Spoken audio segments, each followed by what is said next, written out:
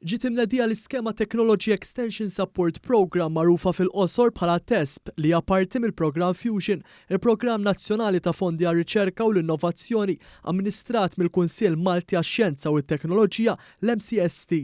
Lan tal-iskema TESP huwa li tinċentiva lill-industrija sabiex tfittex sapport tekniku minn istituzzjonijiet edukattivi għolja sabiex b'mod proattiv tiżgura li jkollha prodott innovattiv ta' kwalità u li jħalli profitt.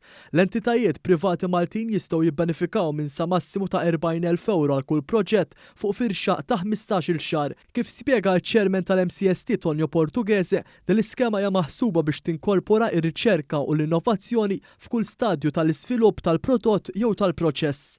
Din is-sinerġija hija bżonn juża ħafna biex ninkoraġġixxu iktar riċerkaturi, speċjalment mis-settur privat, biex jisfruttaw dawn l-opportunitajiet li għandna bilan illi anki bħala MCST inkomplu wessaw il-missjoni tagħna favur ix-xjenza u t-teknoloġija.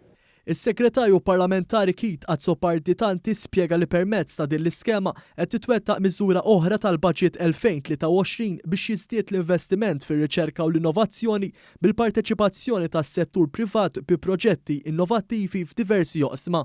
Fejn permezz ta' dan il-programm kemm l-industrija jiġifieri s-settur privat kif ukoll l-akkademja se jkollhom iċ-ċans jikkollaboraw flimkien biex bekk joħolqu prodotti, servizzi u proċessi iktar innovattivi.